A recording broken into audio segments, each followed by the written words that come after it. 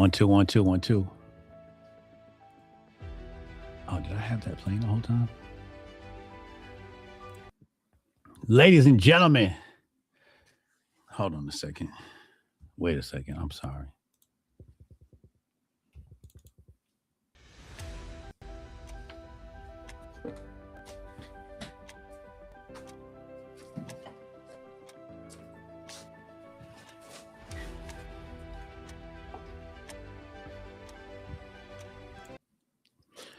Ladies and gentlemen, we are back with another episode of the Nightly Recap with Hotep Jesus. Tonight, we have an extremely important topic to talk about before we get into Bitcoin analysis, stock analysis, market analysis with the unparalleled crypto Landy, aka Mr. Langley himself. Tonight, we have to talk about an extremely important topic, which I have classified as crypto pimping.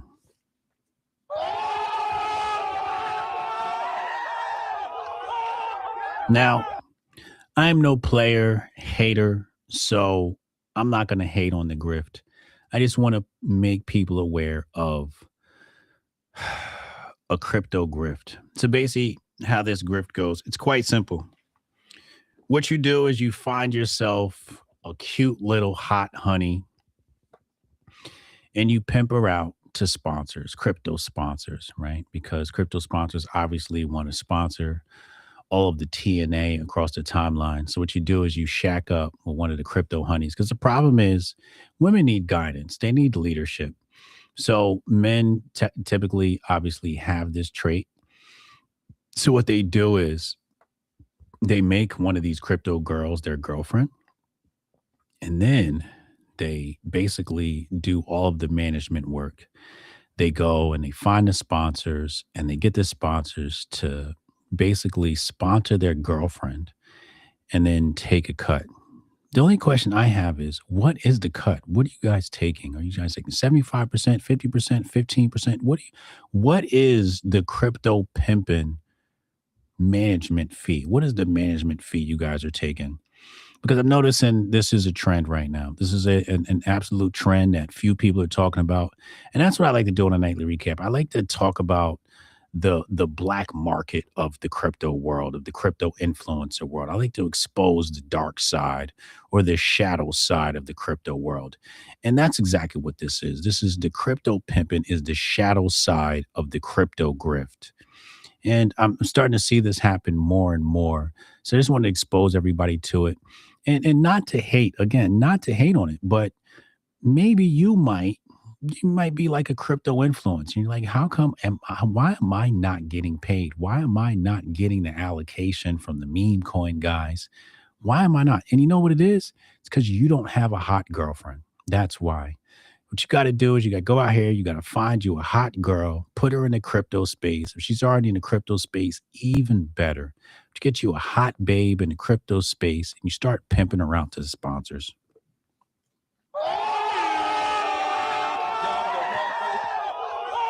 That is a grift. Nobody's talking about it. You heard it here first. A GNN exclusive. With that being said, Landy, what's up, bro? What's up, Hotep? How you doing, man? Life is good. Life is good, man. How you feeling?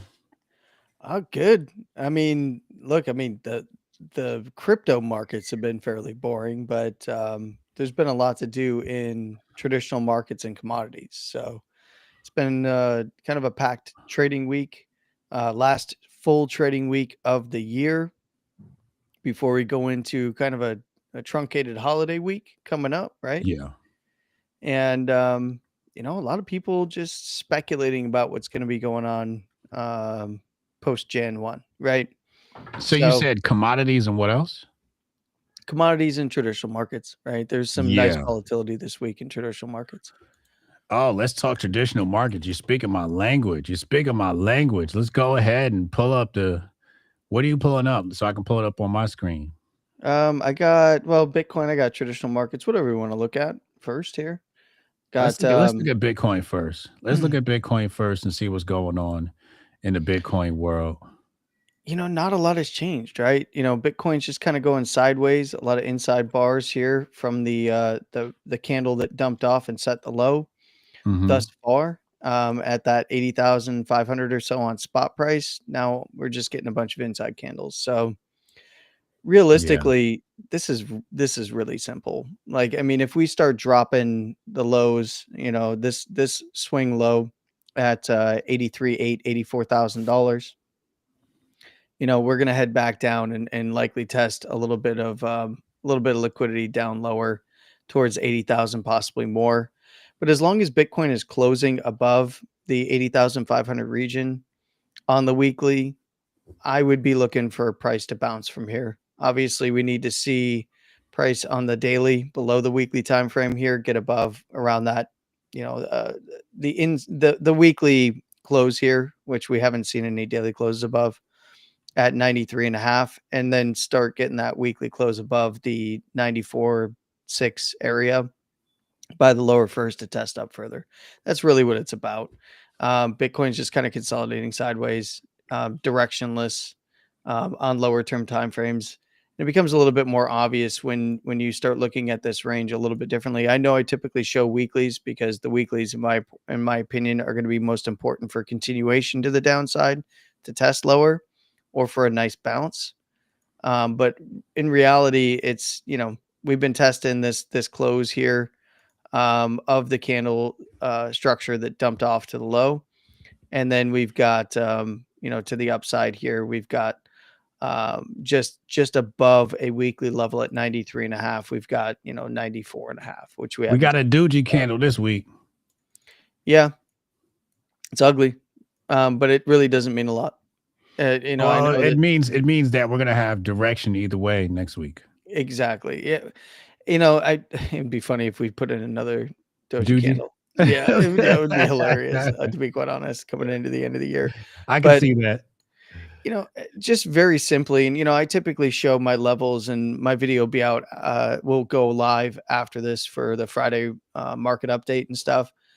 But realistically, Bitcoin's just going sideways. A lot of people were making a big deal and still are about this being a bear flag, right? And rightfully so if you're a pattern trader. But in reality, Bitcoin kind of holding the low here, it should give you some pause and just wait for direction, kind of thing, right? A Hey, lot we're playing the breakdown. I posted towards your X account Sunday that key level. How strong was that key level, sir? Yeah, man, powerful, right? Powerful. And I look, got what was that? 85,225 was that uh, key level? That was my bottom. yeah, and realistically, all it did was bounce right back up. Where That's last all it week, did. yeah, last week we had the close right at 88,171, and then you notice Bitcoin hasn't closed above there, right? It closed right Mhm. on it for the Friday session. Yep. Like, so this was Sunday's candle into Monday, dumped down, swung this swung the 20 seconds candle, and then, just kind of held it. And realistically, a lot are going to make like, oh, hey, this is a closing low now. Well, realistically, if it doesn't get above, well, for me, the basis band, which is a 20 simple, but if it doesn't get above around 90,350, it doesn't mean much. But if it does, we're going to go test the top side again here. Yeah, 93 that's and a the half at the monthly weekly. open. Yeah. Exactly. And 93 and a half to, 94 and a half or so. And then above there, that's where things get interesting from the daily perspective, coming up and testing this area, which is the weekly 98 to 101, essentially up here. Um, but if we start to break down and specifically lose these swings, the 93 and a half or so would be kind of the bias breaker there. If we lose that swing, or I'm sorry, 83 and a half, 83.4 region, if we start to see that breakdown, we're likely going to head for this swing low and possibly lower. If we close below it, then we're looking for lower. We're looking 80,078 for me. To the downside, anywhere below 78, we're looking mid 70s, which is the big monthly.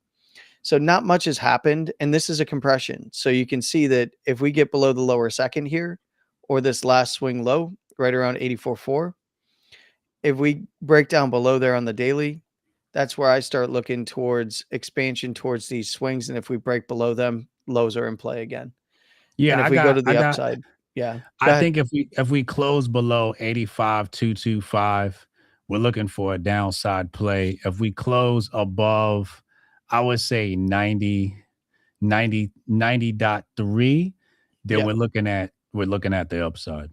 Yeah, 90.3 is right here, yep.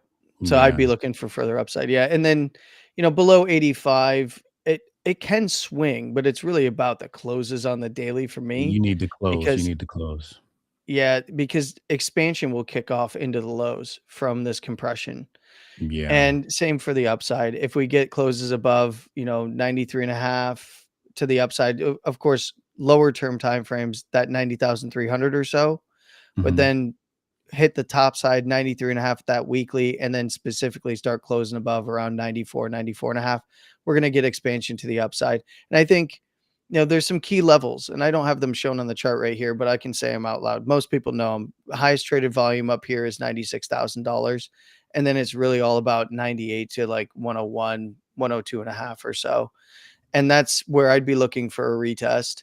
But something interesting that I wanted to talk about real quick here for the weekly, because the weekly is now starting to get some counter trend signals. And again, this is just a trend break still, right? This was an uptrend.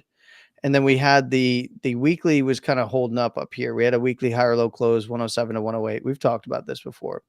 The basis band is now below it, but it's right around the highs here, the 108 to 109 region.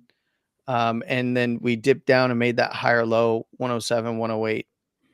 And if we don't drive lower, it's all about getting above this weekly here, specifically 98 to 101. And then I think we go for a retest because this is where Bitcoin was trying to hold on for dear life, right? It was all about holding on to this area right around 107, 108, 107 on the swings. But you see the swings lower and then it just tracks sideways.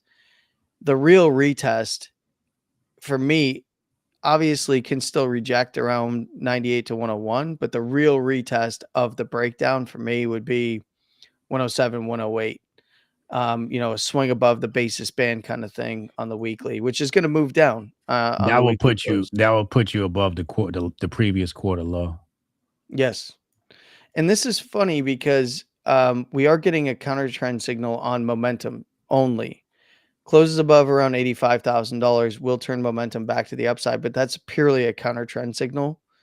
Mhm. Which for me, if the lows hold, let's say this is the low, or maybe we swing the low and then close above it. But I've talked about this with you. It's about one of these kind of moves, right? So you got the breakdown and then a retest to a lower high. That's kind of the working theory right now. Could Mhm. it even retest higher? Sure. That would get everybody super bullish, by the way, up towards 116, which is a rejective area. That's this Mhm. this area right here, this lower high. Um, but realistically, we have to wait. It's all a waiting game at this point. I don't know if we get this in the last, holiday weekend. Maybe it would be post Christmas Day into our blended week. Yeah, I guess you could call it, where we have a shortened week for the end of the month of December into the new year.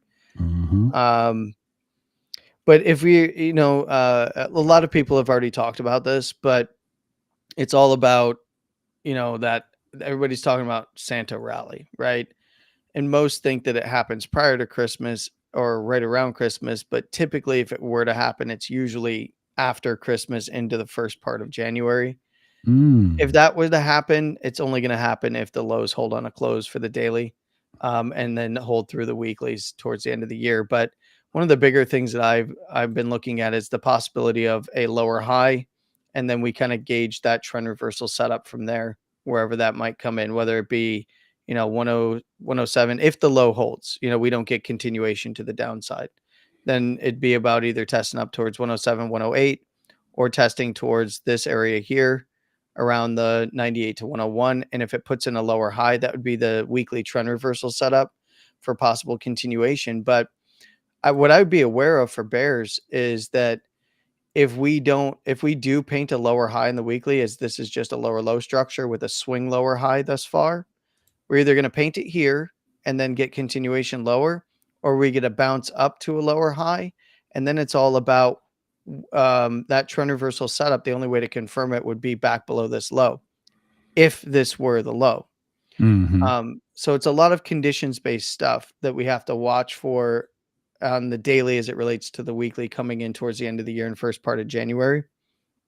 And quite honestly, I don't really have an opinion, but one thing that I am seeing is a trend reversal setup for momentum, which is a counter trend signal that could potentially bleed into a bounce off the edge of the bearish control zone here for the weekly for RSI. That would be interesting.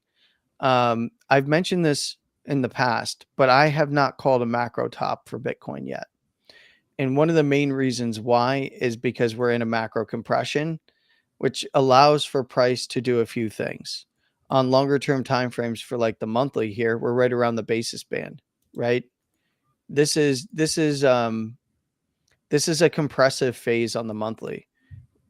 We are we are in an interesting spot where even if Bitcoin broke down and got everybody bearish on a trend break on the monthly, which would be wild, right? Everybody get bearish, and this would be something that most people are going to disagree with. For my fellow analysts, we could get a move down to 70,000, even it closes around it, or even lower, and then bounce all the way back up for new highs.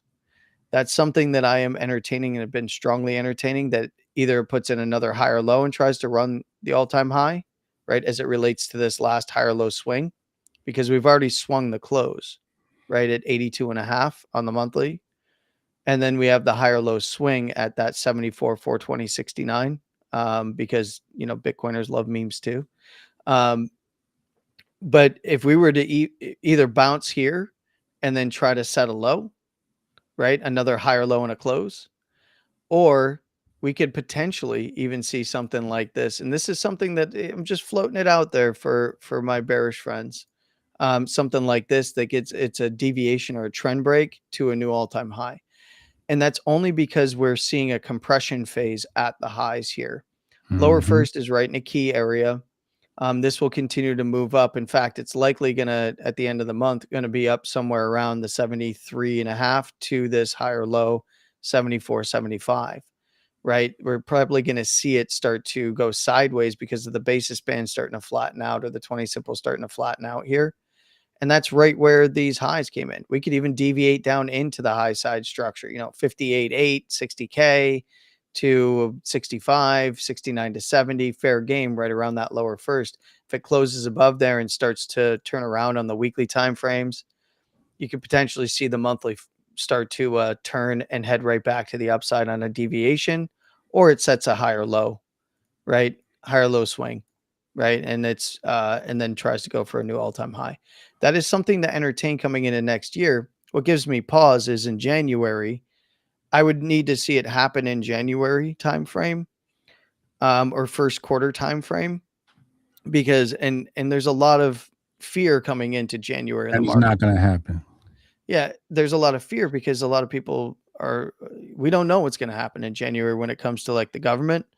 There's obviously the Well, tariff stuff hanging over the the Trump thing the thing administration's the heads thing too. is with January, retail tends to be down. People just spent a lot of Yep. money during Christmas, so and then New Year's, so people are usually paying off credit card debts. There's not a whole lot of spending.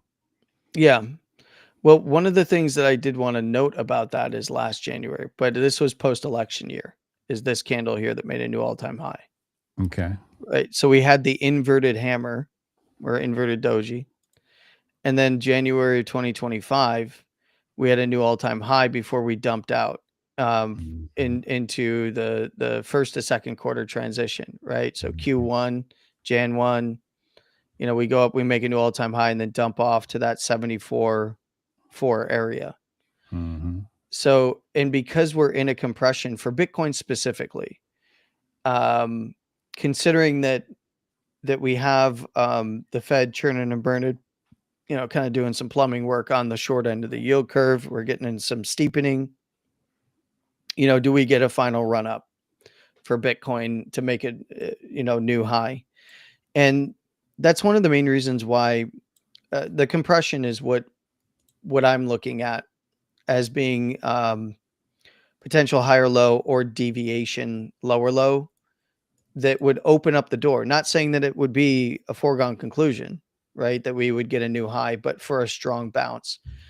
This has some fundamentals baked into it as well from just the market wide washout that would happen to the downside for leverage and in terms of the paper markets and open interest to the downside. And the only way to squeeze a lot of the short side out is to really start getting above, it wouldn't even happen until we saw closes on dailies above 112, in my opinion, towards 116, which was the bigger daily rejection after the all-time high. So, it's theorizing, and things we'll know sooner rather than later. The weekly will tell us, and obviously the dailies along the way prior to that. But the weekly is going to tell us if this low side holds, if there's that potential even in play, especially if the monthly closes anything like this, like a doji right around a basis band. If it closes anything like this, right, then you can just mark the top side and the bottom side for direction, right? And then it's all about if January comes and starts closing above this would be a higher low set, right? So that would just be another closing higher low and a higher low swing. And that's still an uptrend for the longer term time frame. So, I haven't called top on this yet. I'm waiting for confirmation. And really it's just about looking at equities markets, bond markets, and kind of the lay of the land coming into next year. Two major things for me aren't even Fed related. It would be what's going to happen with tariffs, and do we get a government shutdown come the end of January? And what is the rhetoric leading up to the end of January in that regard? It's Q1 I'm of looking next at year. it's interesting. I'm looking at the 2-week candle, Yep. which is giving a similar feed. I Hmm. guess a more condensed look at what's happening on the weekly. Like you said, a lot of solid sideways movement, consolidation, compression. The Yep. 2-week candle just is sort of just it's giving it just a little bit easier to look at. It is. Yeah. And realistically, yeah, And we've it got, seems like on the 2-week, it it has the same rejection level at 94.6. yep. 94, same exact. That's crazy. So that's a huge resistance level. Yep. And just chilling right on top of supports, you know, after hitting the weekly higher low structure over here. And Hmm. then, this was essentially this higher low structure from the close on the 2-week, which is right around the monthly level, which was the higher low in a monthly, right around that 82 and a half. The two Hmm. weeks, 2-week candle structures closed just around that area with the Hmm. swing down towards prior resistance, right? So basically a test of the all-time high prior to the halving for Hmm. Bitcoin. It tested down, and this is a big area right in here. I mean, if you wanted to just kind of highlight the area from close on the 2 weeks candles here, it's we've got a massive zone right in Huge gap. here. Yeah. We're talking about going down to 68.7. Yeah, this is prime. It's free real estate, if you want Yep. to quote the memes, right? This is a very easy area to see um, Bitcoin go for some liquidity. Hmm. But realistically, if it doesn't and it goes for the top side, this preserves. I mean, it can bounce strong, man, especially if the weekly starts to bounce and reclaim levels. The 2-week would put in, yeah, a lower low as it relates to this is a complex high on the 2-week, right? We have, higher low structure up here on the swing, and we did break down from this last higher low over here, and that becomes the 98 to 101 level, which is the same areas on the weekly on the way up, daily areas on the way up, right? That it was kind of methodically working through on the daily candles. Mm-hmm. And then you start getting into like a major fib level right around the basis band. Here's something interesting. So I like using log scale fibs on longer term time frames. And if you look at where the basis band is on the 2 week, for instance, Whoa, wait. What indicator did you just pull up right there?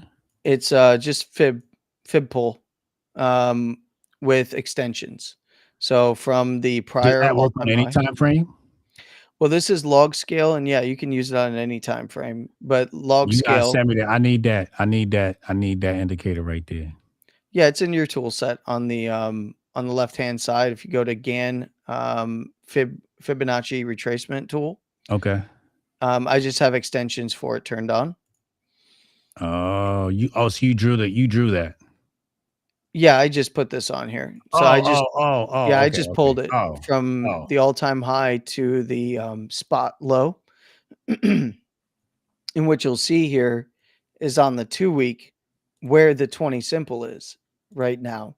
And it's going to flatten, probably head down a little bit this weekend, but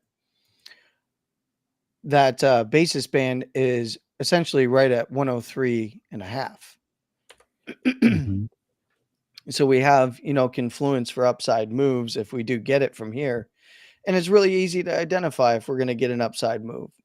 Now, coming into the end of the year, if we get a nice pump up, right, and we get above this high side structure, right around 94, 94 and a half, 94.6 or so, especially on closes, we're either already headed up that way or will head up that way. And realistically, the only thing to be aware of on the 2 week, same as the weekly, is the last higher low, because it's the same on the weekly and 2 week.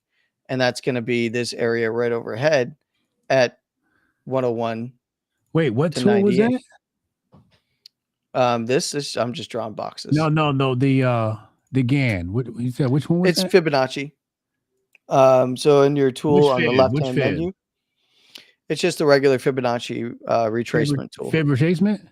Yep, fib Oh, you retracement. must have a different setting. You probably took out the background, right? I took out the background. Yeah, so I customized mine. Oh, I like that. I like that. So you just get the levels. Yep. And then I have the Okay. levels. I have levels turned on for extend left, extend right. So under the extensions, I have extend left lines, Ooh. extend right lines, Oh, I need that. no background. No And then I background. have the standard set of fibs, and then I've gone along and turned on fib extensions and then customized my settings for fib extensions. Wait, where's So the there's the background. No background. Oh, Landy, let's go. yeah, so background looks like this. Turn it off. Yeah, Turn the ugly. background off. The background's so annoying. Yep. Turn it off. And I then hate the extend background. right. Oh, okay. Extend right, extend Oh. left. Yep. Oh, there we go. There we go, Landy. This is why I do these with you. Hell yeah, brother. Look, man, this is now I customize the heck out of this, but Right, right. based on back testing in traditional markets that then I've taken into crypto markets. And Mhm. I use log scale fibs on every time frame. And I Okay. know a lot of people like linear, it's more accurate. I only really reference the longer term Fibonacci levels. So I Mhm. don't if you're going to use lower term time frames, use linear if you're on a daily and below. Mhm. But for me, it's log scale all the way because I'm using it typically for higher term time frame structures. Mhm. Um, and Elliott Wave and Gann traders hate that I do it that way, but man, I got my system locked down and I make a lot of money with it, so I ain't changing it. Um, and in this case, I have extensions on past the one spot, and it's kind of all over the map here, but I've got I have a 16.8% or a 1.168. I've got the standard 1272, 1414, 1618, 1786. It's all over the map because I refuse to actually have anything logical going on in this menu. But Mhm. it is it's been very, very accurate, right? So past the one spot down here at $69,000, right? We sat sideways on it. we pumped up to a 1.168. This was beautiful because on the daily, back here on the daily, this is funny because I'll turn off some of these indicators here. 16.8% above the prior cycle high for the structure. Mm-hmm. It's funny because when we got expansion from the highs there, that's 74. We made a new all-time high, right? 74, 835 or so on spot. And we got an expansion. So above this high, we go into expansion. You know, we tested it here, we pulled back, and then we go on this expansive run. And the first bearish candle came in right around my 1.618 or 1.168 rather, which is 16.8. And actually I pulled the fib a little bit incorrectly here, but it's funny because like that even on lower term time frames works really, really well. Did I not hit the low here, or am I on? Is this Coinbase? Yeah, it's Coinbase. It should be lined up for fib extensions. You just make sure it's on log scale. Yeah, it's right around that area. But either way, it works for me as a macro area. But typically, your standard fib set with extensions should work just fine. But to go back to the 2 week, it's just interesting that overhead we have some confluence if price does rise right above a key area of interest for this last 2 week and weekly higher low structure right here between 98 and 101. We have the 20 simple coming in right on a 1272 extension. Yeah. So, you know, there's a lot of confluences. Realistically, it's all about just watching Bitcoin pick a direction off this low side structure. If is it going to set a low, start heading up, or does it get continuation down lower to, you know, at least swing the low or break it and start plumbing the depths of the lows down here for liquidity.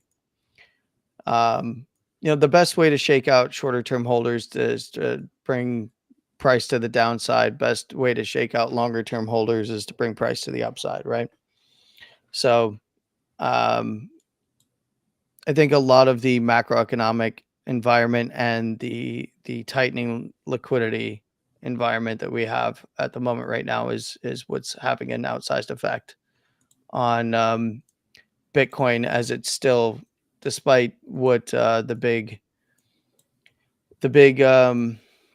asset under management players, the Larry Finks of the world, tell you it's store of value, this and that, it's still treated like a risk asset. So Right. Right. Right. All right. Let's talk. Let's talk trad. Let's talk TradFi. yeah, Dow is interesting. Dow, of course, made a new all-time high off of the recovery off the lows here back in late November. And look, nothing too Let's crazy look at going the on. Dia. Let's look at Dia. Uh, Let's look at Medea. DIA. okay, Let's look at Dia. That's my baby right there. okay. She like a black girl. You know what I'm saying? It's going to be the same chart. Right.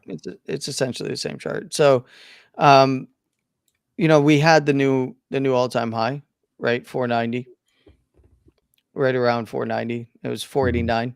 Mm-hmm. For those looking at DJI, it's like 48,900.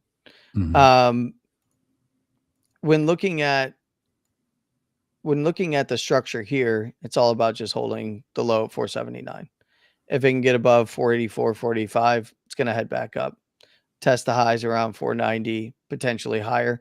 But we're moving from compression into expanding volatility here, back into compression right now. So if we do drop further, right, and don't set a higher low, it's all about the basis band to this last higher low structure, 475 to 470. This is going to be around 478, 479.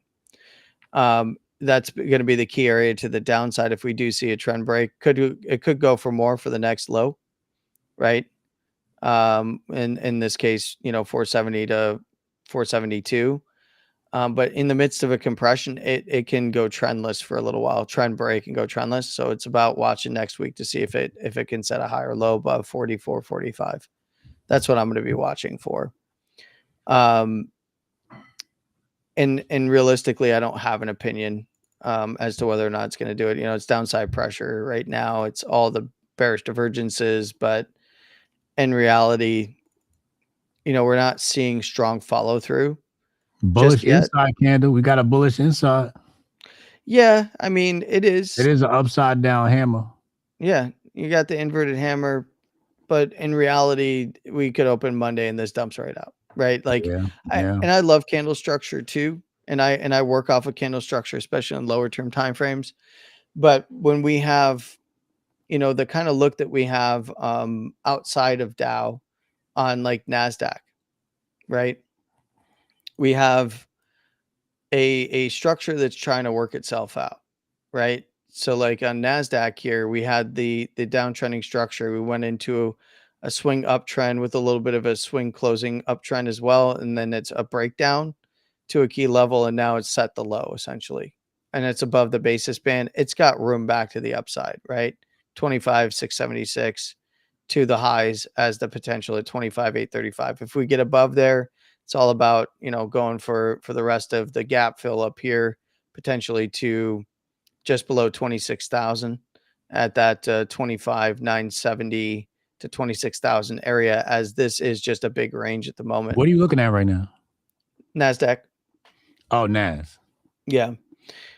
And in this regard, this is kind of a range play, and it's all about, do we break down below some of the key areas down on the lows, or do we head back towards the highs? Right. And Hmm. for me, it doesn't I'm not seeing conviction one way or the other coming in towards the end of the year in the markets. I see this as a larger range, for the daily, and then it's, about what does the weekly look like? Well, the weekly looks like crap, but we had the lower low on the weekly on Hmm. Nasdaq for the swing Hmm. here. Hmm. And then, this many are calling out as a lower high. We It's got not higher confirmed lows. yet though. We got higher lows. Well, we do on the swing for this week, and if you look at that candle, it's right on the upper first here, and many were expecting this to become a lower high, lower low, lower high, and then down, right? We're going Hmm. for it. But Hmm. in reality, the buyback on the last full week of the year, pretty strong. Hmm. And closing right, above 2,500, prevented setting this as a lower high on the weekly. Yeah. So it's still got the potential just to bounce right back up towards the 25, 835 highs, 26,000, right? Hmm. 26.2 even. Go for the highs, right? It has the Hmm. potential to do that. It's still sitting above the 20 or the basis band here. And it's all about, next week, does it drop through? Or, first part of January, does it drop through and go for this lower low structure down here below 24,000, right? Landy, what are we gonna do when Nasdaq goes 24/7? Um, Because there's no there's opening candle, right? Like, how do Well, there you is. There's still gonna be session times. do we still use 9:30 as the opening candle? I think so. Okay. Yeah. Okay. Is trading gonna be trading? The trading strategy's got to change if it's 24/7, bro. It's something has to change. I think we see lower term time frame volatility increase. Because look, Mm, like most pros are not gonna be trading 24/7, right. right? So I think that it's gonna be about watching, you know, when the bulk of the market, US market is awake Mm, and the pros are in the office, right? mhm. Versus how much liquidity grabbing is going on, um, you know, in the lower liquidity timeframes when they're done, essentially when they go home for the day. So I don't really have a strong opinion. Mm. Um, Markel says no low liquidity over the night. yeah, Yeah, there's gonna be low liquidity overnight. yeah, Yeah. and that's where it gets easier to swing price around, right? So Oh, it would be, I think that in a lower liquidity environment, we might see a little bit more volatility in lower term timeframes when the pros okay. leave the office, Okay. and we'll just kind of have to play it by ear, right? Right. No one really knows what to expect, to be quite honest. Um, But we can take our Bitcoin experience there, right? yeah, Yeah, I mean, look, for Bitcoin though, during the week, there's the global sessions, and you're still gonna have to be Mhm, aware of that, with 24/7 markets and equities, right?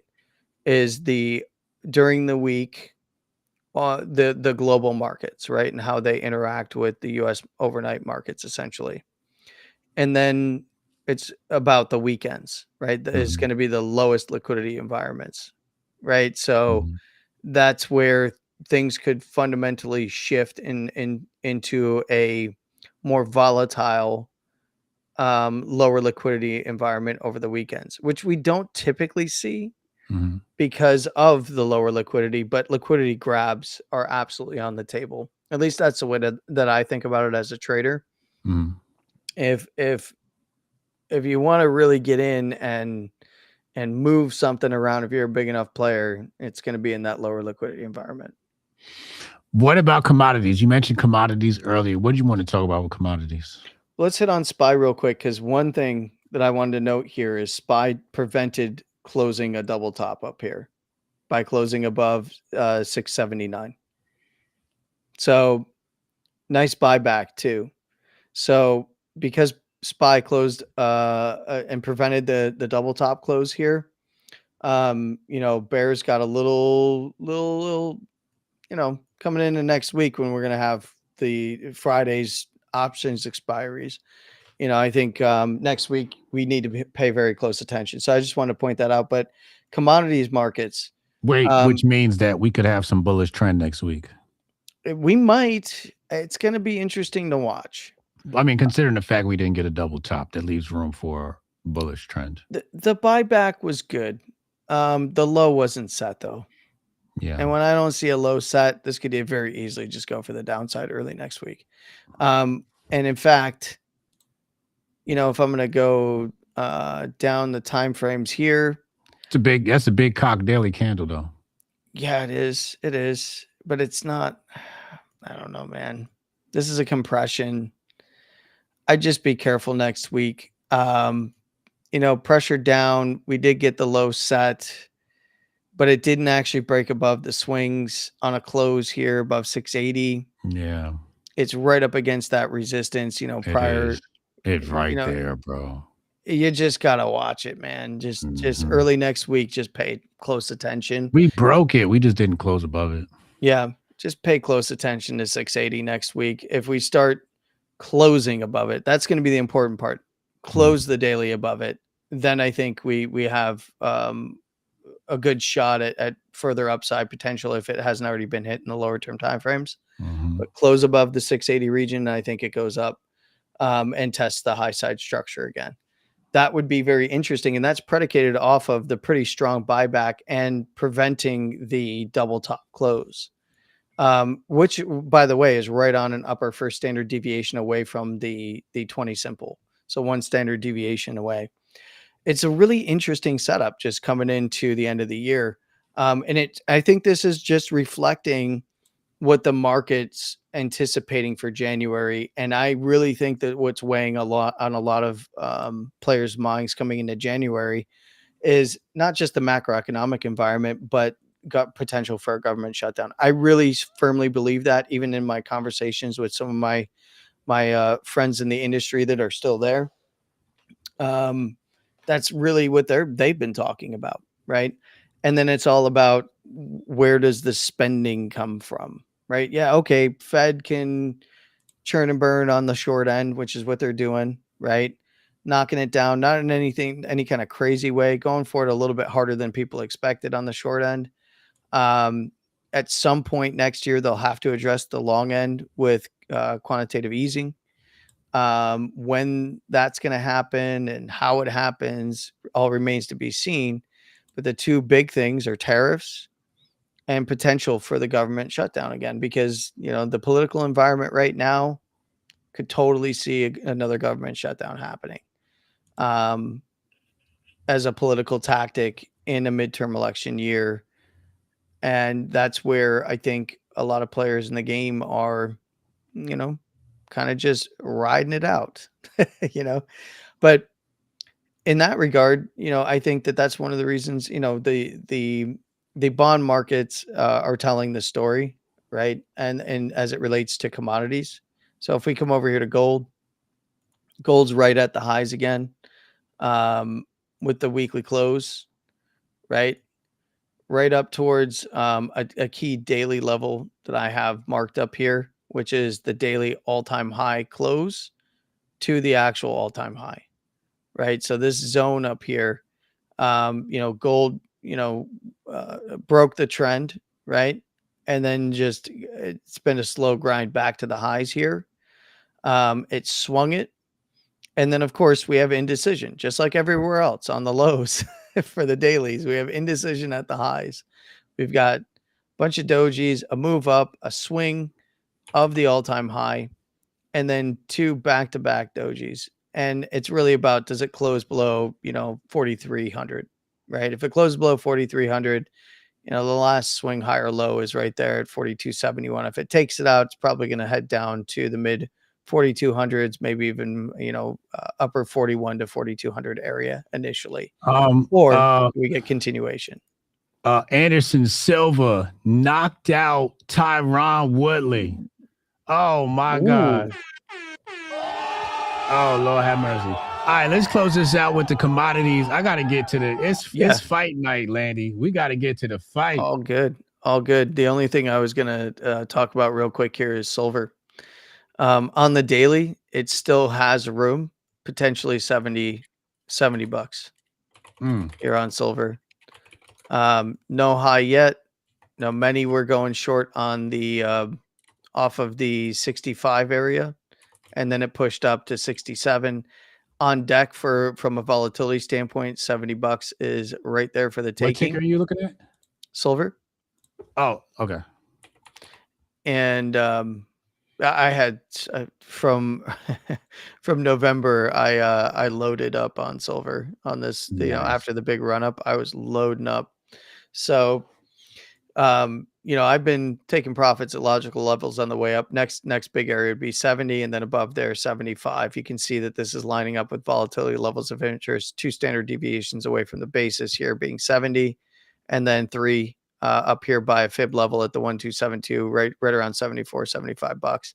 That is available for the taking. It's just a matter of, do we get a correction before then that breaks trend or not? And in this case, it's still got juice to the upside. We'll see what it looks like coming into next week and the end of the year. From the weekly standpoint, it's got some juice right up to around the 70, the $70 region again, between the upper second, which is continuing expansion, but it's getting towards the razor's edge where we're probably going to need to see a correction. But $70 is on the table as a potential overhead. And for me, it's got to hold. If it gets continuation, we could see it scream to 75, I think. But it's all about holding structure. And right now, holding structure would be, closes above 60 to 62 bucks. That would be holding structure on the daily. So if it does get a correction, you'd want to see it sticking above there for the potential, if it hadn't already hit 70, to go for 70 and maybe more. Fire. Fire. Oh yeah, man. Good update. Good update. Ladies and gentlemen, this has been your nightly recap. We're gonna head over and watch the Jake Paul scam fight. I'm sorry. Oh, I didn't. you think he's gonna win that, huh? Yeah. You saw the I, poly market chain that was his name had on? I don't know what to expect. I Oh, don't know what the poly market has said. Um, but yeah, what does the poly market say? last I saw, he wasn't favored to win, but Okay. um, I honestly haven't looked. I haven't actually even bothered this week to even look at prediction markets too much, outside of when I was in prediction markets on Sunday. So for the NFL games. Yeah, yeah, yeah. Same, same. All right. Lanny, appreciate you. Appreciate you too, Hotep. You have a great weekend. Thank you for joining me. Ladies and gentlemen, Crypto Landy.